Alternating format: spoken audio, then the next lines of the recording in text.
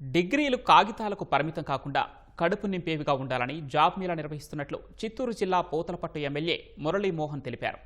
P కొత్తకోటలోని Vemu institute of technology కళాశాలలో ఆంధ్రప్రదేశ్ నైపుణ్యాభివృద్ధి సంస్థ సహకారంతో జాబ్ మేళాను నిర్వహించారు. సుమారు 1500 నియామకాలు చేపట్టినట్లు వేము కళాశాల చైర్మన్ చంద్రశేఖర్ నాయుడు తెలిపారు.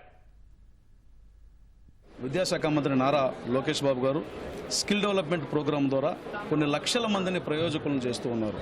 చదువులు కేవలం కాగితపు డిగ్రీలకే మిగిలిపోకూడదు, కడుపు నింపే డిగ్రీలుగా మారాలన్నటువంటి ఆలోచనతో నారా లోకేష్ బాబు గారు ఈ స్కిల్ డెవలప్మెంట్ శిక్షణని ఇవ్వడం, వారి ద్వారా కంపెనీలను పిలిపించి యువతీ యువకులకి సమాజంలో ఉన్నటువంటి అవకాశాలని చెప్పి వారికి ఉద్యోగాలు కల్పించే ప్రయత్నం చేస్తున్నాం.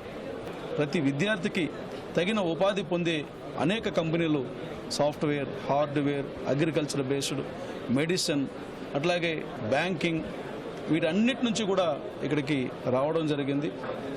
ఈ జాబ్ మేళా ఏపీఎస్ఎస్డిసి ఆధ్వర్యంలో జరిగింది. వాళ్ళ సైడ్ నుంచి ఒక 30 కంపెనీలు వస్తాయి. మా సైడ్ నుంచి కూడా నేను ఒక 20 కంపెనీలను ఇన్వైట్ చేసి ఇక్కడ జాబ్ మేళా జరుగుతుంది. హైదరాబాద్ నుంచి కానీ, మద్రాసు నుంచి కానీ, ఇక శ్రీ సిటీ నుంచి కానీ 52 కంపెనీలు వచ్చాయి. అసలు 1500 జాబ్స్ ఉన్నాయి, వేకెన్సీలు. హెచ్ఆర్లు కూడా ఎక్కువ మంది రిక్రూట్ చేసుకోవాలని వాళ్ళు కూడా ఇంట్రెస్ట్ చూపుతున్నారు. దీనికి గవర్నమెంట్ సహకారం ఇచ్చింది.